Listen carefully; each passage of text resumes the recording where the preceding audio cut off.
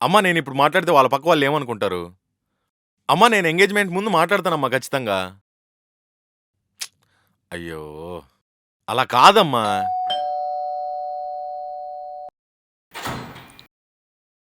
పెళ్ళికి ముందు మాట్లాడతాలే అమ్మా. నేను తర్వాత మాట్లాడతా అమ్మా.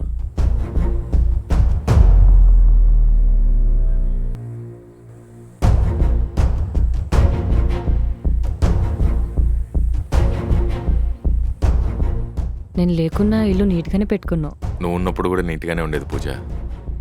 అయినా నువ్వేంటిక్కడ? ఇంటికి నేను రాకూడదా? రావచ్చు. కానీ నేను టీ అమ్ముకునేవాడిని గదా! Please stop it Rahul. Success అయ్యే వరకు ఎవరన్నా ఎలా నమ్ముతారు? సక్సెస్ అయ్యాక నమ్మాల్సిన అవసరం కూడా లేదు కదా పూజ.